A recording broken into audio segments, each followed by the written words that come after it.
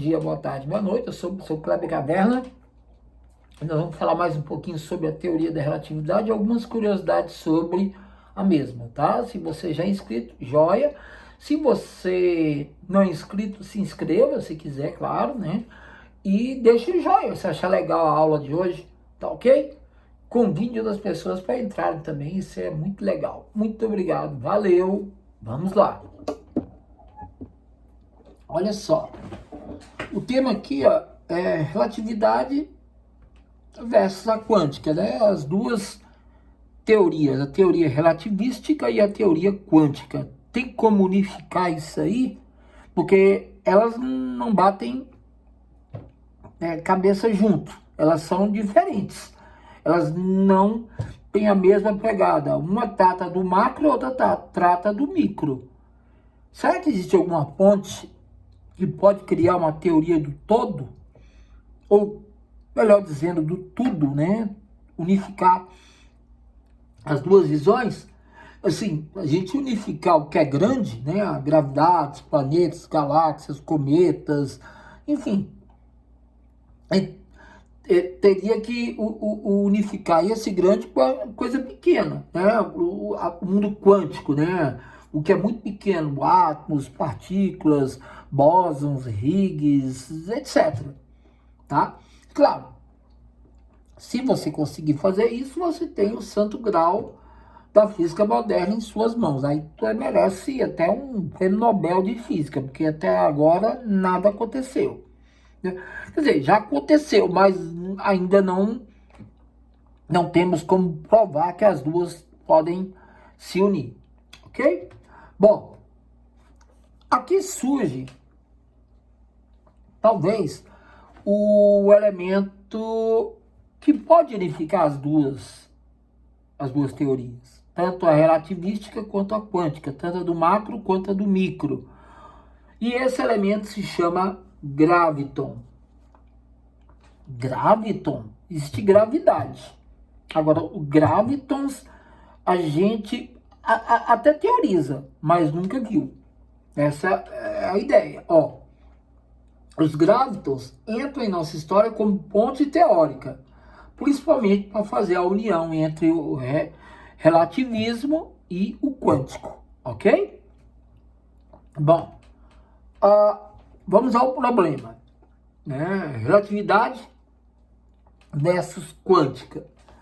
A relatividade geral de Einstein, o que ela fala?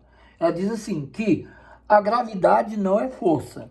Então, ela não a relatividade não vai aceitar a gravidade como uma força. Mas, assim, ele coloca que é uma curvatura no espaço-tempo. Entendeu? Gravidade não é força. Gravidade é uma curvatura no espaço-tempo, causada pela sua massa, tá ok? Ou alguma coisa que tenha massa.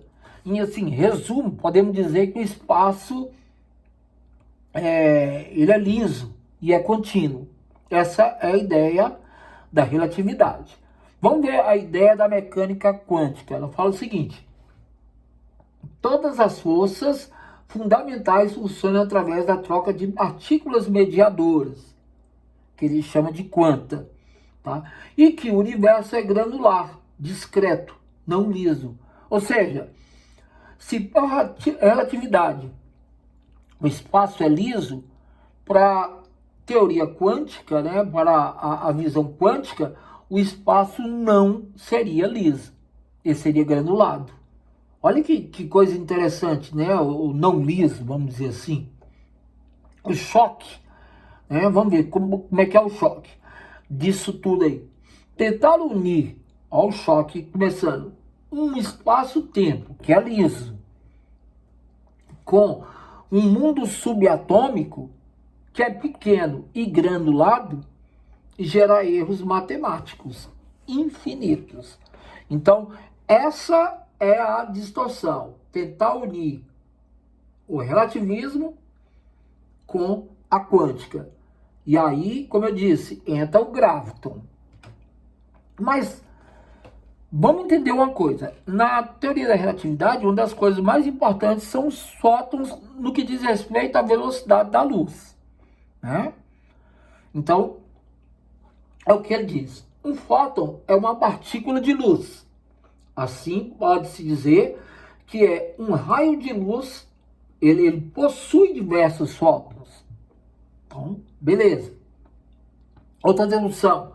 As fótons são essencialmente pacotes de radiação. E essa radiação é eletromagnética, sendo que tudo que existe é rodeado por eles. Então, é mais uma observação. Agora, para terminar, a luz visível, inclusive, é encontrada no meio do espectro eletromagnético. Então, essa é a ideia que eu quero trazer. Primeiro, você saber o que é fóton, né? É uma partícula de luz. Agora, vamos ver aqui o que é um graviton, né? Então, olha só. Para trazer a gravidade para dentro da mecânica quântica, os físicos teorizavam que, assim como o eletromagnetismo é mediado por fótons, então, para ter o eletromagnetismo, ele tem que ser mediado por fótons, né? A gravidade deve ser mediada, no caso, por gravitons. Então, olha que coisa interessante. O eletromagnetismo, fótons. Gravidade, gravitons. Só que a gente nunca viu um graviton. E a gente sabe que matematicamente até podemos conseguir. Mas, fora isso, olha só. O que é um graviton? É uma partícula elementar hipotética. Ela existe na hipótese, não na realidade. Apesar de que tem coisas da física que no começo da física era hipótese. Por exemplo, o buraco negro foi previsto pelo Einstein, mas naquela época não tinha como se provar. Quando é que o homem viu um buraco negro pela primeira vez? Em 2019, aliás. Eu lembro desse dia exatamente, em 2019.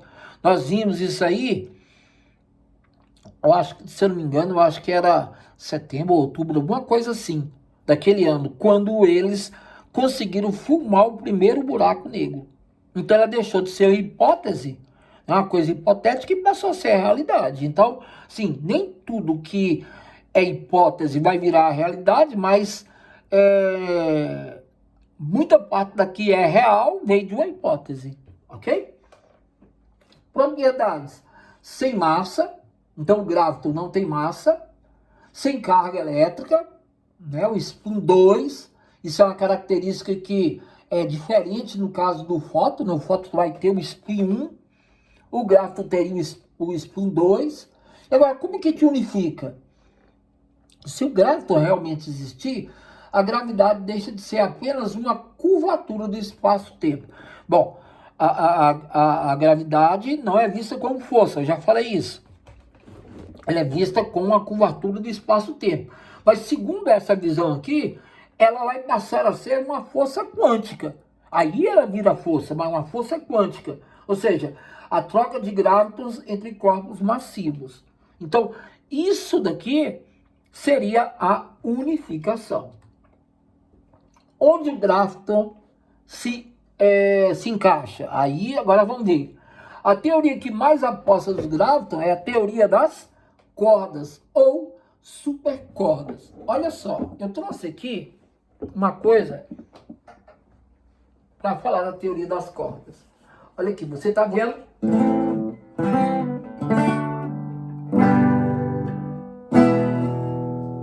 Ó, quando vibra a corda de um violão,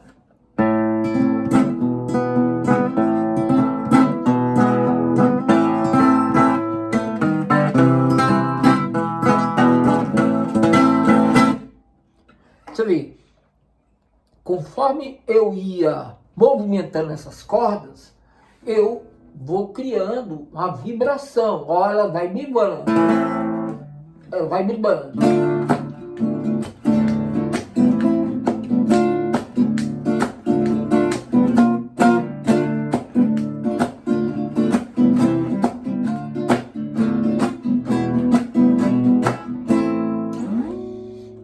que essa vibração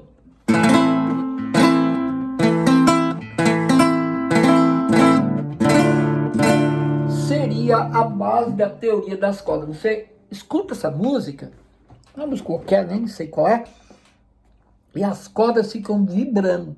Essa vibração aí, ó, é a base da teoria das cordas, ok? Vamos entender um pouquinho aqui esse contexto. Olha só, nessa teoria das cordas, as partículas não são pontos, mas pequenas cordas, como aquele violão, vibrantes. Um dos modos de vibração dessa corda produz uma partícula sem massa e com um spin 2.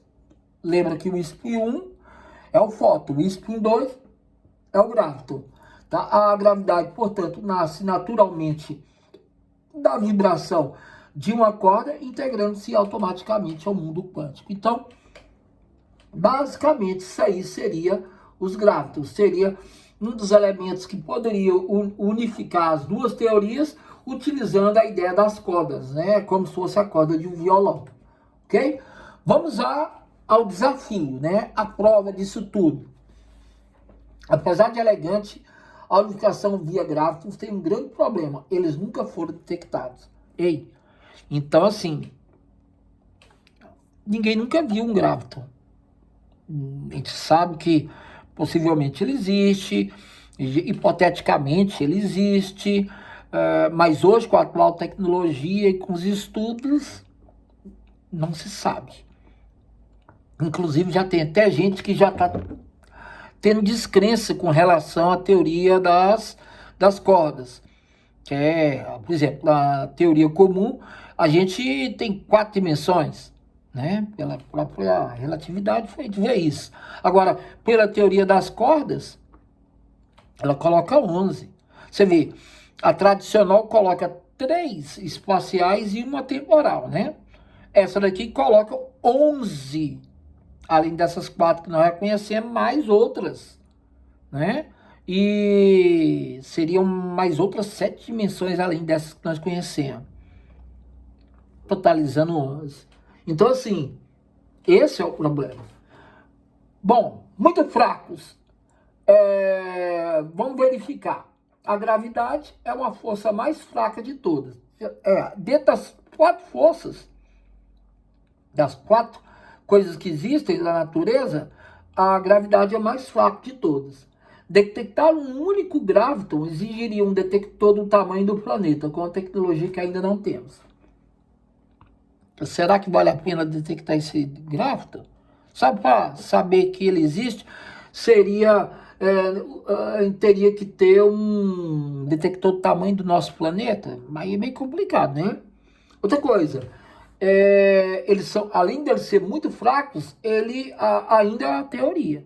Ainda são teorias. Olha só, sem evidência experimental, o graviton continua sendo postulado matemática. Ou seja, existe matematicamente, mas não existe realmente. O que não quer dizer que não existe, né? Porque, como eu já falei, o buraco negro não existia, só matematicamente. Aí agora, depois de praticamente 100 anos, quase um século depois que foram teorizados, hipoteticamente, eles foram vislumbrados realmente só em 2019 que nós vimos um. Então, isso aí é o desafio à prova, ok? Então, eu espero que tenha gostado desta aula. Eu vou encerrar tocando.